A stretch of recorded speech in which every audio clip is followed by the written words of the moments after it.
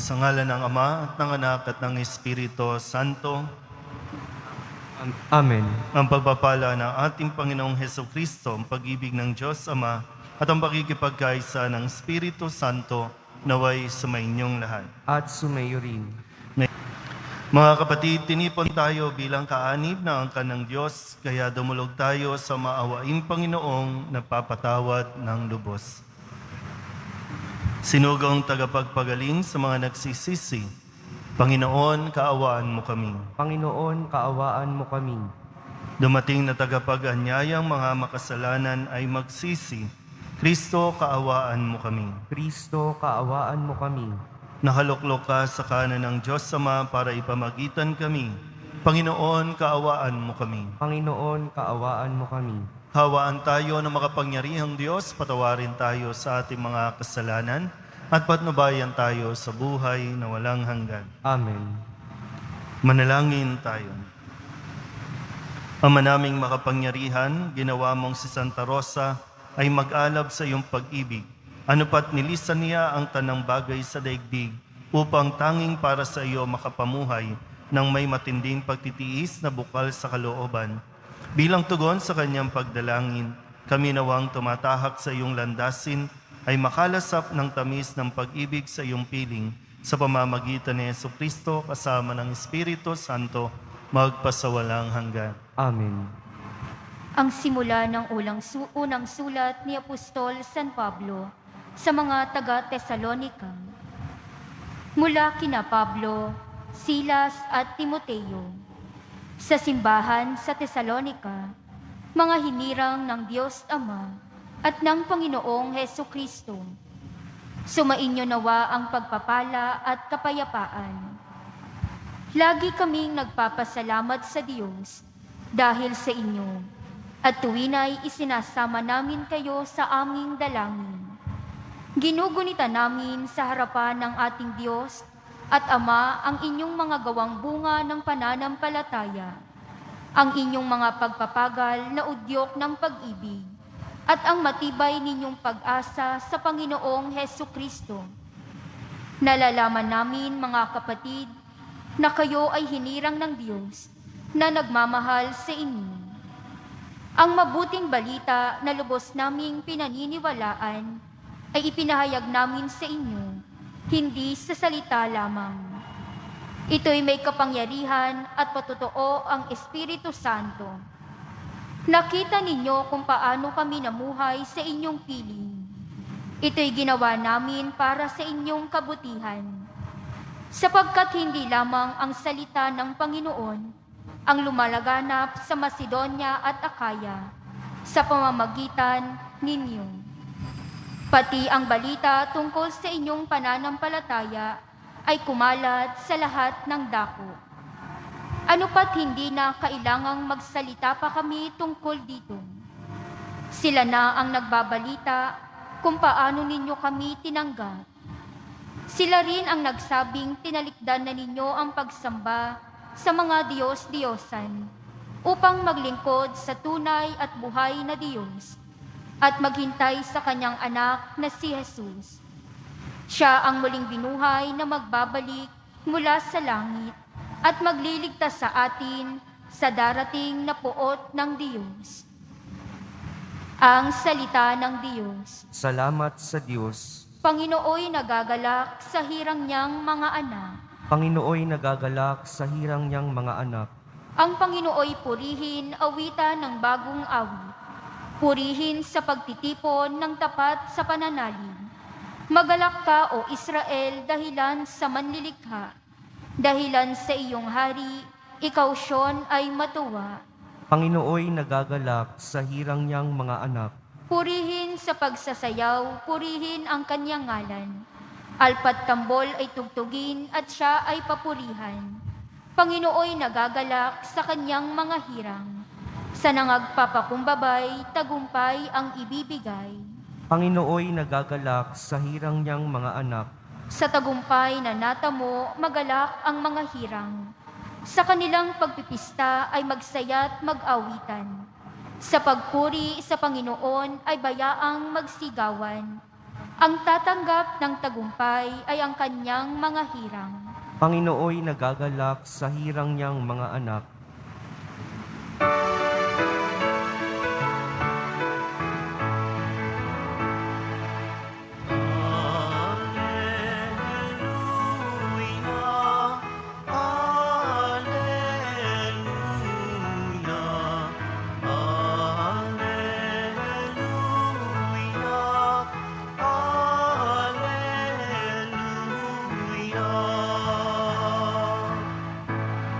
Ang tinig ko'y pakikinggan ng kabilang sa aking kawan. Ako'y kanilang susundan.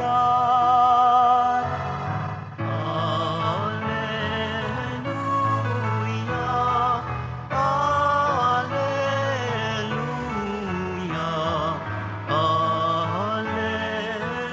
Alleluia, Alleluia.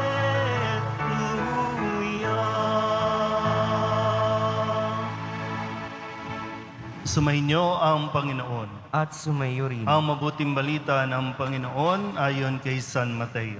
Papuri sa iyo, Panginoon. Noong panahong iyon, sinabi ni Jesus, "Saba ninyo, mga iskriba at mga pariseyo, mga mapagpaimbabaw, inahadlangan ninyo ang mga tao upang hindi sila mapagharian ng Diyos. Ayaw na ninyong pasakop sa paghahari ng Diyos, inahadlangan pa ninyo ang ibig pasakop. Saba ninyo, mga iskriba at mga pariseyo, mga mapagpaimbabaw, inuubos ninyo ang kabuhayan ng mga babaeng balo at ang sinasangkalan ninyo'y ang pagdarasal ng mahaba. Dahil dito'y lalo pang bibigat ang parusa sa inyo. Saba ninyo, mga iskriba at mga pariseyo, mga mapagpaimbabaw, nilalakbay ninyo ang karagatan at ginagalugat ang buong daigdig. Makahikayat lamang kayo ng kahit isang hintil sa pananampalatayang Hudyo. At kung mahikayat na'y ginagawa ninyong masahol pa kaysa inyo, kaya't nagiging ibayo ang dahilan para siya'y parusahan sa impyerno. Saba ninyo, mga bulag na taga-akay, itinuturo ninyo na kung ipanumpa ninuman ang templo, walang anuman ito. Ngunit kung ang ipanumpa ay ang ginto ng templo, dapat niyang tuparin ang kanyang sumpa. Mga bulag, mga hangal, alin ang mas mahalaga? Ang ginto o ang templong nagpapabanal sa ginto? Sinasabi rin ninyo na kung ipanumpa ninuman ang dambana, walang anuman ito. Ngunit kung ang ipanumpa ay ang handog na nasa dambana, dapat niyang tupdi ng kanyang sumpa. Mga bulag, alin ba ang mas mahalaga? Ang handog o ang dambanang nagpapabanal sa handog? Kaya nga kapag ipinanumpa ninuman ang dambana, ipinanunumpa niya iyon at ang lahat ng handog na naroroon. Kapag ipinanumpa ninuman ang templo, ipinanunumpa niya iyon at ang tumatahan doon. At kapag ipinanumpa ninuman ang langit, ipinanunumpa niya ang trono ng Diyos at ang nakaluklok doon." Ang mabuting balita ng Panginoon. Pinupuri ka namin, Panginoong Hesukristo. Isang magandang araw po sa inyong lahat at sadyang nakakagulat o talagang panggising ang mga salitang binitawan ng Poong Jesus Nazareno sa ating ebanghelyo ngayon. Talagang malutong pa sa chicharon ang mga salitang mga pag-imbabaw, mga mapagkunwari, mga hangal, mga bulag na taga-akay. Para bang minsan parang mataas ang boses ni Jesus ngayon. Kaya tingnan po natin, bago po ito, ang ebanghelyo na iniwanan natin nung Sabado, ipinapaliwanag kung sino ba ang mga iskriba at mga pariseyo. Ang sabi po, kinikilalang mga tagapagpaliwanag ng kautusan ni Moises. Mga tagapagpaliwanag, kinikilalang tagapagpaliwanag. Ibig sabihin, mga binigyan ng kapangyarihan o otoridad o posisyon. na magturo at magpaliwanag ng kautusan na iniwan pa ni Moises na ibinigay ng Diyos para sa mga tao na dapat nilang sundan. Pero ang mga eskriba at pariseo mukhang umabuso sa kanilang posisyon at mukhang nakalimot na sa pinaka dahilan kung bakit sila itinilaga. Kaya nga nung sinabi ni Jesus sa mga tao, sila ang tagapagpaliwanag ng kautusan. Gawin ninyo ang itinuturo nila at sundin ang kanilang iniuutos. Ngunit, ito yung bilin niya sa mga tao, ngunit huwag ninyong tularan ang kanilang gawa sapagkat hindi nila isinasagawa ang kanilang ipinapangaral. So maganda naman po yung kautusan. Walang problema sa kautusan. Ang problema ay yung nagpapatupad ng kautusan. Yun, doon tayo nagkakaproblema. Kaya nga ngayon, kung pinapaliwanagan ni Jesus yung mga tao, ngayon naman mismo, ipinaparating niya mismo sa kinauukulan. So, lalo't kami, kami na mga pari, kami na mga tinatawag na mga tagapagturo sa simbahan, na magandang mapagnilayan at masuri namin ang aming pong pagkapari bilang tagapagpatuloy ng pagtuturo ng kautusan na tinanggap ni Moises mula sa Panginoon. Ito yung mga kautusan. Sa amin ba, sa panahong ito, lalo tigit sa panahon ng pandemya, mas nagiging pahirap ba kami sa mga tao na ngayon, higit kailanman, kailangan ng mga tao maramdaman ng presensya ng Diyos. Higit kailanman, kailangan matanggap ng mga tao ang mga sakramentong ibinigay sa atin ng Poong Jesus Nazareno na dapat matanggap. Minsan po, talagang napapaisip lang din ako kung, siyempre, pag sabihin hindi tayo sumusunod.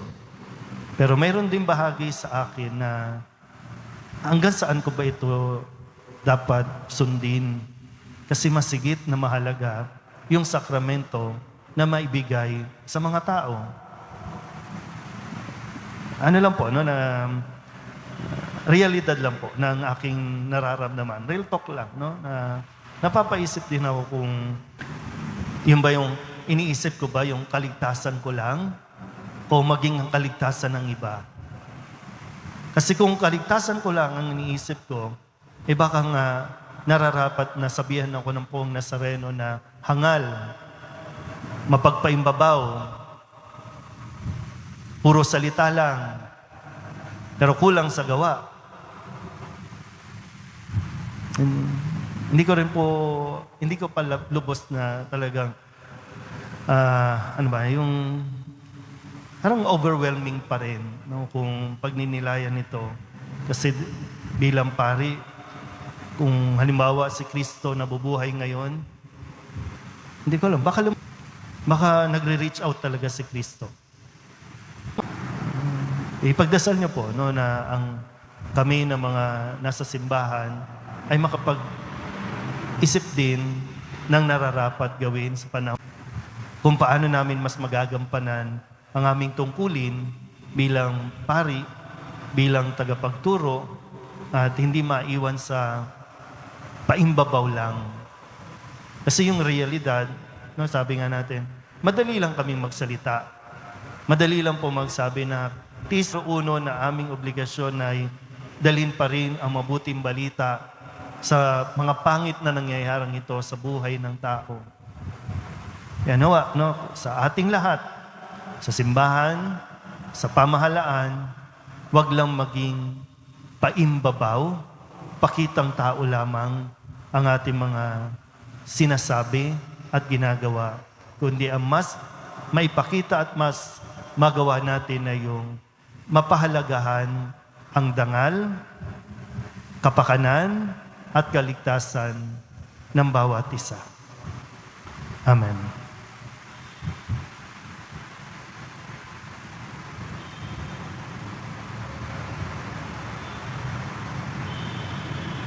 Minamahal ko mga kapatid, mulat sa aming pagiging hindi karapat-dapat, itinataas namin ang aming isip at puso sa iyo, Diyos Ama, at dinadala rin namin sa iyong harapan ang aming mga pangangailangan. Ang ating itutugon, Ama sa langit, ikaw ang lahat sa amin. Ama sa langit, ikaw ang lahat sa amin. Ang simbahan, lalo na ang kanyang mga pinuno, naway isa puso ang gawaing pagpapanibago at pagbabalik loob. Manalangin tayo. Ama sa langit, ikaw ang lahat sa amin. Ang mga opisyal ng gobyerno, naway magpakita ng tunay na malasakit sa katarungan, dangal at pagkakaisa. Manalangin tayo. Ama sa langit, ikaw ang lahat sa amin. Ang mga gumagawa sa media, naway akayin ang mga tao sa katotohanan at isulong ang kahalagahan ng Ebanghelyo. Manalangin tayo. Ama sa langit, ikaw ang lahat sa amin. Ang mga may sakit, naway makatagpo ng pag-asa, kagalingan, lakas at kasiyahan. Manalangin tayo. Ama sa langit, ikaw ang lahat sa amin. Ang mga tapat na yumao, naway gantimpalaan ng Panginoon ng walang hanggang kaligayahan. Dahil sa kanilang dalisay na paglilingkod, manalangin tayo. Ama sa langit, ikaw ang lahat sa amin. Idalog din natin sa Panginoon ang ating mga personal na kahilingan at mga panalangin para sa ating mga pamilya. Ganon din ang lahat ng mga misang pasasalamat, espesyal na intensyon at mga kaluluwa na hinihiling na ipagdasal sa misang ito.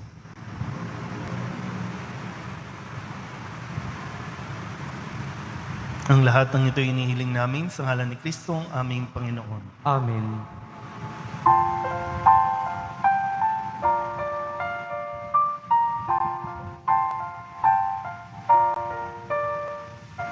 Ang handa ng walay ay narito po. Ang alak at tinapay dala sa altar mo. Ano'y magiging tunay, dugo mo't katawan. Aming tatanggapin ngayon, nagbibigay buhay. Manalangin kayo mga kapatid upang paghahain natin ay kalugdan ng Diyos Amang makapangyarihan. Tanggapin nawa ng Panginoon itong paghahain sa iyong mga kamay, sa kapurihan niya at karangalan sa ating kapakinabangan at sa buong sambayanan niyang banal. Ama naming lamika, sa pagpapahayag namin sa iyong kadakilaan, ngayong ginugunita namin ng dalagang si Santa Rosa, ang kalugod-lugod niyang kagitingang sa pamumuhay ay magpagindapat nawang kalugdan mo ang aming mga alay sa pamamagitan ni Jesucristo kasama ng Espiritu Santo magpasawalang hanggan. Amen. Sumainyo ang Panginoon. At sumayo rin. Itaas sa Diyos ang inyong puso at diwa. Itinaas na namin sa Panginoon. Pasalamatan natin ang Panginoong ating Diyos. Marapat na siya ay pasalamatan. Ama naming makapangyarihan, tunay nga marapat na ikaw ay aming pasalamatan. Ngayon ikinagagalak naming may mga banal na tao na nagtalaga ng sarili sa anak mong si Jesucristo upang ipamalas nila ang paghahari mo at maakit ang kapwa na manalig sa iyo. Ngayon sa aming ibinigay ng iyong anak na minamahal ang kabanalang iyong taglay at angad mong kamtin ng tanan. Ito ang pinanggalingang amin ngayong nililingon. Dito mo rin nais kami makarating na tumantong. Kaya kaysa ng mga anghel na nagsisiawit ng papuri sa iyo, nang walang humpay sa kalangitan, kami nagbubunyi sa iyong kadakilaan. Santo, Santo, Santo, Panginoong Diyos sa mga hukbo, napupuno ang langit at lupa ng kadakilaan mo, o sana sa kaitaasan, pinagpala ang naparirito sa ngalan ng Panginoon, o sana sa kaitaasan. Ama naming banal, ikaw ang bukal ng tanang kabanalan. Kaya sa pamamagitan ng iyong Espiritu, gawin mong banal ang kaloob na ito upang para sa aming maging katawan at dugo ng aming Panginoong Hesukristo. Bago niya pinagtiis ang kusang loob na maging handog, inawakan niya ang tinapay, pinasalamatan kaniya, pinaghati-hati ni ayon, iniabot sa kanyang mga alagad at sinabi, tanggapin ninyong lahat ito at kanin, ito ang aking katawan, niyahandog para sa inyo.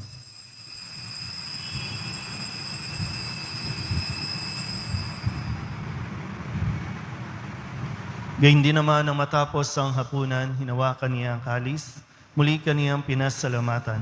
Inebot niya ang kalis sa kanyang mga alagad at sinabi, "Tanggapin ninyong lahat ito at inumin. Ito ang kalis ng aking dugo, ng bago at walang hanggang tipan.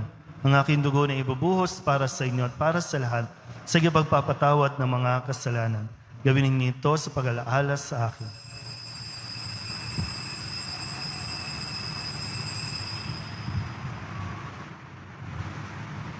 Bagbunyi natin ang misteryo ng pananampalataya. Si Kristo'y namatay, si Kristo'y nabuhay, si Kristo'y babalik sa wakas ng panahon.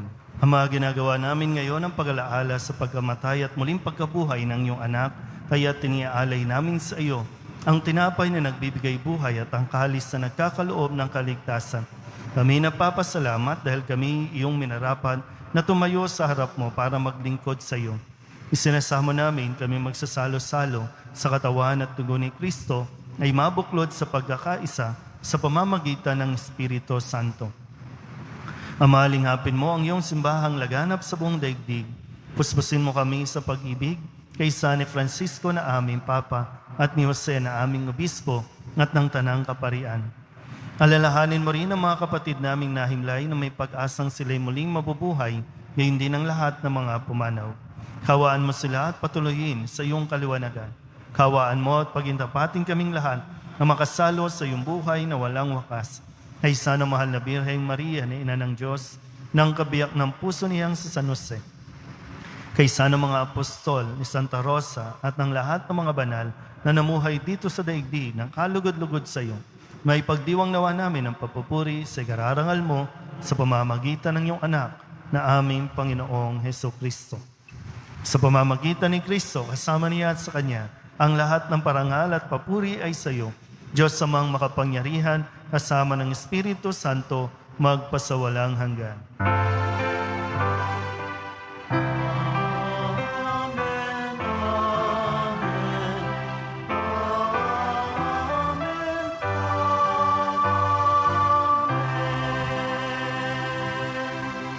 Buong kababahang loob tayong tumawag sa ating Panginoon ng Ama namin.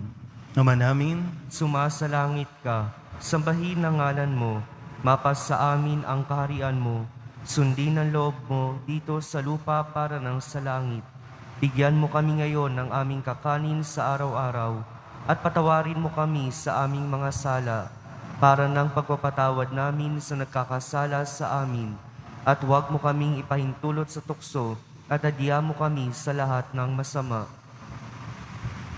inihiling namin kami iadya sa lahat ng masama, pagkalooban ng kapayapaan araw-araw, iligtas sa kasalanan at ilayo sa lahat ng kapahamakan, samantalang aming pinananabikan ang dakilang araw ng pagpapahayag ng tagapagligtas naming si Heso Kristo. Sapagkat iyo ang kaharian at ang kapangyarihan at ang kapurihan magpakailanman. Amen. Panginoong Heso Kristo, sinabi mo sa iyong mga apostol, kapayapaan ang iniiwan ko sa inyo, aking kapayapaan ang binibigay ko sa inyo. Tunghayan mo ang aming pananampalataya at huwag ang aming mga pagkakasala. Pagkalooban mo kami ng kapayapaan at pagkakaisa ayon sa iyong kalooban, kasama ng Espiritu Santo, magpasawalang hanggan. Amen. Ang kapayapaan ng Panginoon ay laging sumainyo. At sumayo rin. Magbigayan po tayo ng kapayapaan sa isa't isa. Kordero ng Diyos na nag-aalis ng mga kasalanan ng sanlibutan, maawa ka sa amin. Kordero ng Diyos na nag-aalis ng mga kasalanan ng sanlibutan, maawa ka sa amin. Kordero ng Diyos na nag-aalis ng mga kasalanan ng sanlibutan, ipagkaloob mo sa amin ang kapayapaan. Ito ang kordero ng Diyos. Ito ang nag-aalis ng kasalanan ng sanlibutan. Mapalad ang mga inaanyayahan sa kanyang piging. Panginoon, hindi ako karapat-dapat na magpatuloy sa iyo, ngunit sa isang salita mo lamang ay gagaling na ako. Katawan ni Kristo, Amen.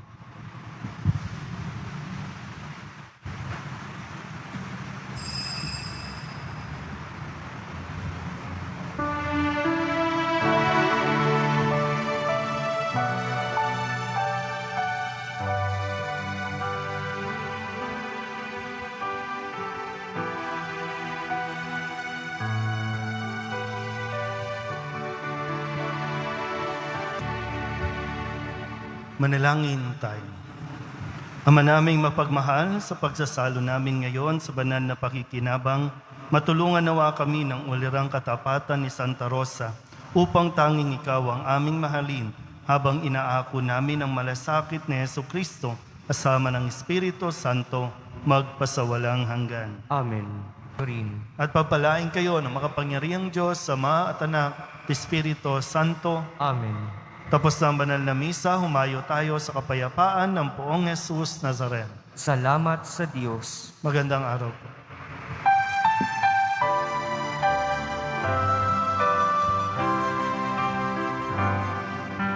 Padre Jesus Nazareno, sinasamba ka